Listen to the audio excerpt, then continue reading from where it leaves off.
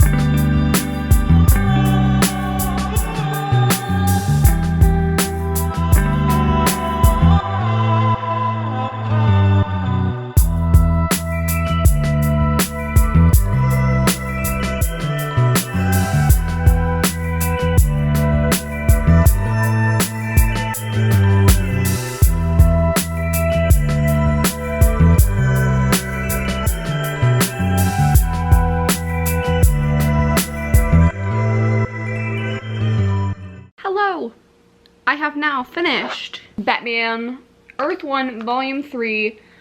I will say this is my only Batman graphic novel that I've ever read that I'm like interested in continuing, because I've read like snippets of other things, but I've never been like interested. DC tends to be a lot darker than Marvel. The villains are a lot more intense in this, and it's more like real world villains versus Marvel feels very like fantastical villains. And like in this particular edition or volume, there was very briefly, and you don't see anything, but there's mentions of animal cruelty and about using a bait dog. This is like 5 scenes, like all on one page.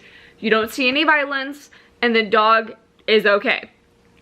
He gets like rescued and the guys get like chased off, and that was too much for me because animal cruelty is something really, really sensitive to me. So I just thought like those people just ran off and didn't like who knows, I'm just gonna find another animal to do that too. But that's like where my brain goes, and so it's easier for me to digest more fantastical villains that will take over the world and snap someone's existence out. And that for some reason is easier to digest than things like people who have fighting rings. So that's just where I'm at with DC versus Marvel, and why I like Marvel better. Like Deadpool is very violent. It's not about the violence or the gore. It's just more fantastical elements built into that, and that's why I like Marvel better.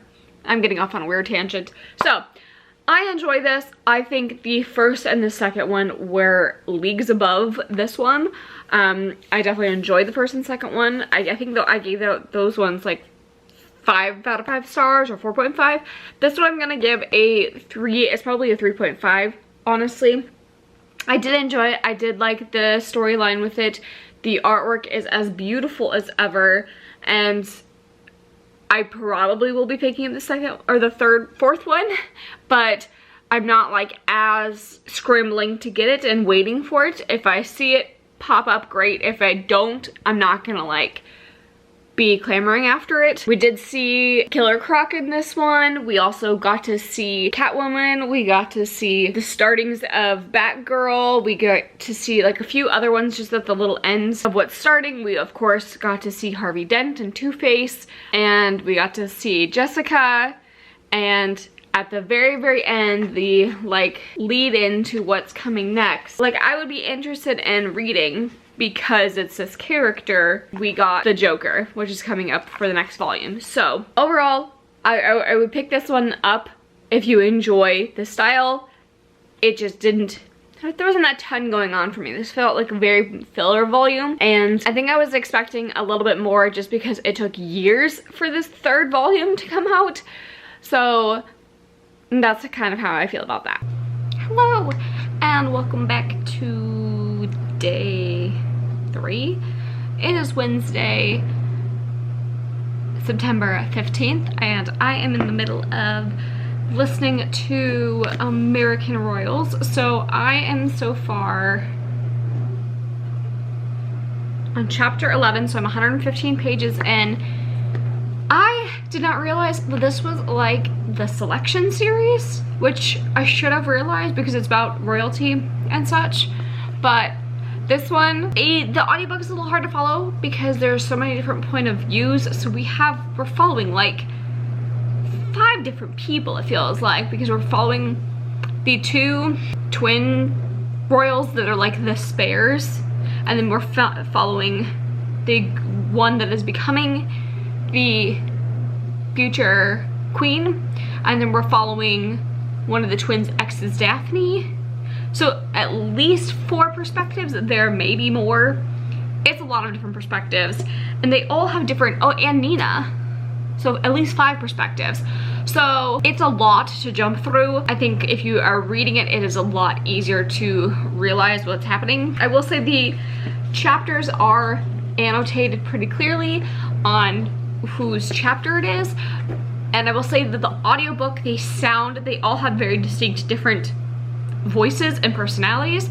So that does make it easier, but it is still a bit confusing when they're all in a scene together, whose point of view this is coming from.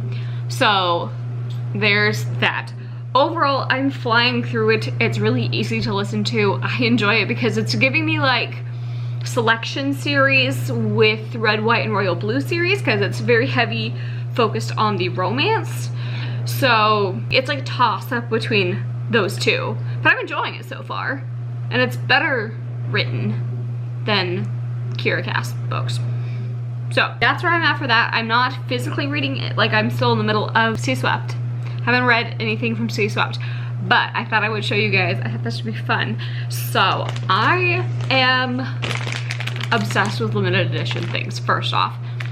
So these ones came out like years ago, and then I couldn't find them for a long time. And they're finally back out. So these ones are soft caramel or caramel, but it's got apple in it, and I'm very excited to have these again because they are phenomenal. The hard candies don't come anywhere near the soft candies.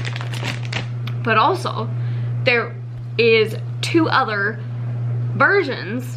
So there is pumpkin spice, which I've never had before, and cinnamon cream.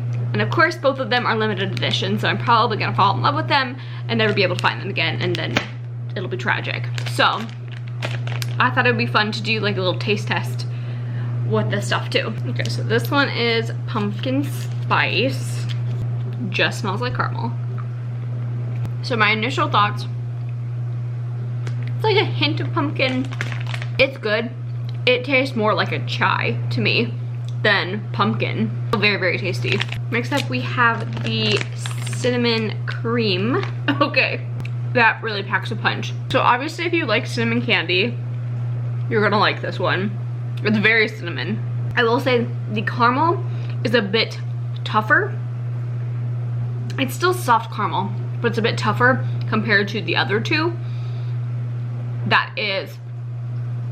It tastes like someone put Big Red inside caramel, but it's fantastic. If you like cinnamon, you'll like that. It's very good, but it is very much Big Red type of cinnamon.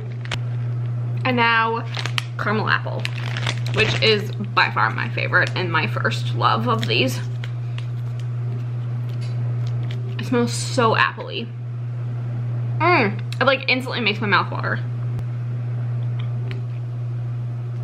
I've got to stock up before they go out. I should probably read Sea Swept Sea Swept. I should probably read Sea Swept while I have a chance to sit down and read. So I'm gonna go update my reading tracker and then read Sea Swept, and then I will check back in with you guys probably tomorrow. Hello, it is Friday and I've obviously just woken up. It's cold. It's like, it got down to like 40 degrees last night, which has been great because I got all the windows open and it was wonderful, but it's very hard to get out of bed when it is still like 50 degrees in your home. So I have been bundled with hot coffee now, moving very slowly. I definitely think today is a Red Bull type of day, but I wanted to update you guys. So I cannot for the life of me remember how far I've told you I've been in this. So I am now currently at 112 pages in.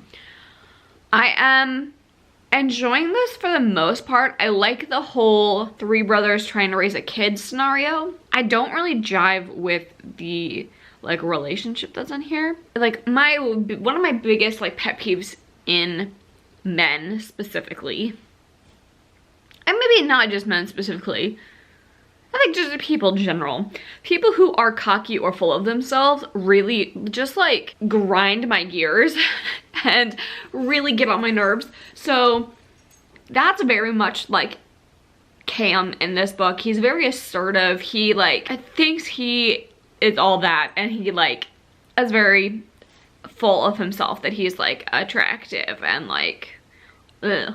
So I like the premise. I like the different dynamics when we're not dealing with like someone that our main characters are attracted to, because they're all kind of like skeevy when it comes to like the female social worker. And I like I like Anna, who is the female social worker, when she's in her own scenes interacting with like the boy or like with her coworkers. I don't like it when they interact, and I have a feeling that's what is happening in this book. Like, we're gonna see a lot more than that. I like when they're both working towards, like, everybody's working towards the goal of the young boy.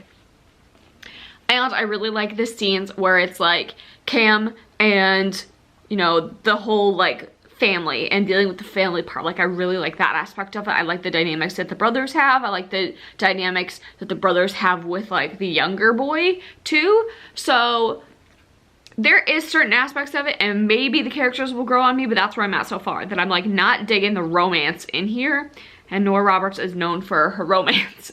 So I also like the like boat venturing party, and I have seen this and know that it's called Sea Swept for forever, but it never registered in my brain that that's a boat and this is water. Like, how have I never looked at this book ever? I swear. So that's like how I'm feeling about this. I like the talent they're in. I like the scenes and how the descriptions are going. So we'll see how this goes. But so far, like, I am enjoying it. And once I sit down and like make myself read it, I'm enjoying it. For this one, I did do quite a bit of reading, like listening to this yesterday, and I'm enjoying it. Like, I don't think this is necessarily like expertly written or anything, but I dig the characters. I like the dynamic. I am a sucker for like royalty stuff. I swear, if you put your tail in my coffee, I will be bummed out. Back to this. I'm enjoying it. It's a lot of fun. I'm a sucker for royalty things. I'm a sucker for like American royalty things because it is not something we have here. And it's intriguing. I like the premise of this. It's kind of like The Bachelor, like a little bit. It's like, that's why I'm getting like Selection vibes, because it's like Bachelor style stuff, because we're gonna break down the characters, right? Because there's a lot of characters and a lot of them have dedicated chapters. And I know in a previous update I had said that it was like confusing for me for the like updates, like trying to figure out who's who when talking, but they all have different distinct voices, so I will give them that. When you all have them in the same scene together, it's hard to tell whose chapter it is and what perspective it's coming from, because you got all of the different characters. So we are gonna break it down. We have the mom and dad, who are obviously like very happy in love, but they had an arranged marriage. They're the king and queen. Then we have Beatrice, who is the first daughter, and they recently made a change to policy because of their aunt that it's any gender can become, like, be the next successor in the family. It doesn't have to be a boy, which it was before. So Beatrice will be the first queen by blood. And she's getting some pressure from her parents because she's like never dated. We're getting some pressure from her parents to find a husband, because even though she's got the right to take the throne, they think America will feel better if she's not doing it alone, basically. And then I'm gonna explain all the characters, and then I'm going to talk about the different tropes in here because I don't want to spoil anything, you know. So then second, like after Beatrice, we have Jefferson and Sam, and both of them are twins. Jefferson is the first and only boy, so he kind of gets treated a little bit different than everybody else, and definitely like he is sought after. He's had this longtime girlfriend that, like, for 2 years, that they have recently broken up, and that is Daphne. Daphne is his ex. Daphne is like a horrible person, in my opinion. I don't know, like, she is very crown oriented, and that's why she like is trying to get Jefferson back. I don't love that, and his best friend calls her out on this shit. Also, this is not a spoiler because it comes up right away. Something has happened between Daphne and Jefferson's best friend, and so there's something weird happening there. There's a bunch of different like little romance snippets in here.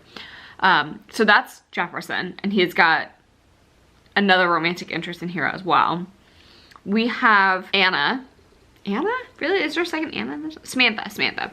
We have Samantha, who is his twin sister, and she's like the wild child of the royal family. She doesn't know what she wants to do with her life. She doesn't ever live up to Beatrice, because Beatrice has to be like picture perfect all the time. I'm gonna be the future queen. My country comes first. And Samantha has no, like, Sam has no like qualms about like, I'm gonna do what I want. Like, I'm sick of having to pretend like things are. It's not like I matter because I'm literally the spare. Like, my nickname for the like guards is Sparrow because we are the spare, we are not the heir. So she's got like a little bit of a chip on her shoulder. And her best friend is Nina. Nina is not a royal and not like a significant family, but they like met when they were younger because her single mom, I guess, came and like brought her to like do a job or whatever, and then they like interacted, and so now she's like besties with the president's daughter and son. So she ties in there too, and you get her perspective of things, and that kind of like brings Sam and Jefferson to an extent like back down to earth. Like, she gets invited to all the royal parties, but she is not like a royal, and she gets like looked down on by Daphne because she is not like at an esteemed level, you know. I think that's everybody. So in here we have like the arranged marriage trope, of course. We've got the like, there's definitely like the there's only one bed scene. There's some of the tropes are gonna give it away. I don't want to give it too much away. There's like the bodyguard trope. There is like the sneaking around secret romances. Oh yeah, there's a few other romances in here, but I definitely would be spoiling things if I mentioned about it. So far it's real good, and I'm very much enjoying it. I'm flying through it, and I'm probably gonna pick up Majesty, which is the second book. I think it's a duology, but I'm pretty pleased with this because I was not expecting to like this, and I forget that this is like a trope I love. Chapter 20, I'm 218 pages into this one, and I've had this book since 2019, and I would have, like, I wish I would have picked it up sooner because this is like a very bingeable, easy to read, fun book. So that's what's going on with this one so far. I'm gonna sit down and make sure I read a bit of Sea Swept because this one is saying that I've got like 6 hours left at my speed of reading. So I need to like get through this so I can finally film another TBR video because it's been way too long and I've been putting it off, and I've gotten every other book done except Sea Swept. So I want to get that done. But so far, I'm really enjoying it. Also, my boyfriend checked out Stalking Jack the Ripper from my library. And I've been, like, we've also been slowly going through the Throne of Glass series as well. He, like, had already started reading that one and then put it down. So I'm trying to, like, get him to read more of my books. Because, you know, I push that on everybody. But especially him. Like, I need you to read these things. Especially because I'm getting, like, a Sarah J. Maas tattoo soon. So I need you to pick up the pace here. So that is what is going on. I'm gonna stop filming because this is already a ridiculously long clip, and I will check back in with you guys in a little bit. Hello, I'm checking back in. It is now like 4:30 on Friday. Did I even tell you the date of Friday? It's the 17th. And I was planning on doing some like physical reading, and I have yet to do that because I've been just cleaning. So I have my audiobook on, and I have now finished American Royals. Is that what this is called? Yeah, American Royals. I already knew, like, I already checked out the second book like 4 hours ago, or like, yeah, pretty much 4 hours ago. So I'm gonna immediately jump into that because there was definitely like a bomb drop at the very end. Not that I would recommend this to everybody, not that I think this is a perfect book. I don't know, it's not top tier like contemporary, and it's not top tier fantasy or dystopian, but I don't know what I would want different from it. Like, I think, like, I'm trying to figure out what to rate it, and like part of me doesn't want to give it 5 stars because it's not like a favorite book, but objectively, like, I don't know what else I would have wanted from this book, and especially like the type of book it is. Like, you don't go into reading smut and look for something like insightful and like life-altering quotes, right? Not that this is smut at all, it is very much not, but I'm not sure what else I would have wanted from this type of story, but it's very good. It's very bingeable, it's a good time. Like, it's a pure entertainment read. So I'm probably going to rate this a 4 star, but with that being said, I don't know what else I would have wanted from it. It was super good. I'm jumping into the next one. Maybe I'm not rating it a 5 star because I don't know if this book will stick with me. Like, will I still be thinking about all these characters at the end of the year? Which is, it's already September, so that's not that long ago, and I don't know if I would remember it, but I'm having a fun time. So, I finished American Royals. I'm immediately gonna pick up Majesty, and I'm gonna keep cleaning because I'm in the middle of cleaning. So that's the plan, and yeah, I'll check back with you guys, I guess, in a little bit, or perhaps tomorrow. So, hello, it is Tuesday, and I wanted to close out this reading vlog. So I ended up where, I'm not even sure where I've left off. I picked up Majesty, which is the second book in the American Royals series, and I think it's the final, but this was a very different feel to this book than the first book. I really enjoyed myself for the first book. This book agitated me with the characters' actions for a good part of it, because obviously Daphne was like the enemy, right? She just didn't get treated. Like, you never want to see this type of like things to work out for the enemy. And I'm gonna, like, I mean that in a very vague sense because she didn't get everything she wanted, but she didn't get her comeuppance that I wanted to see.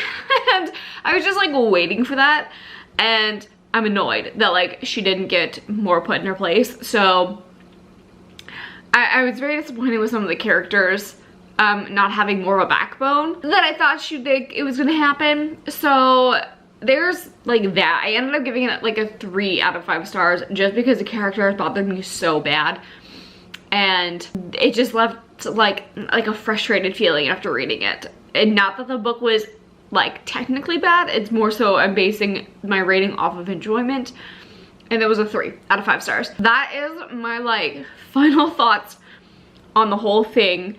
Overall, I had a pretty good reading week, and I am about to start another reading week too. So definitely make sure you are subscribed if you aren't. I appreciate you all for hanging out with me. I know it's been a while since I've done any videos, so I appreciate you all. And yeah, I will see you in my next video. Thank you for watching. Bye guys.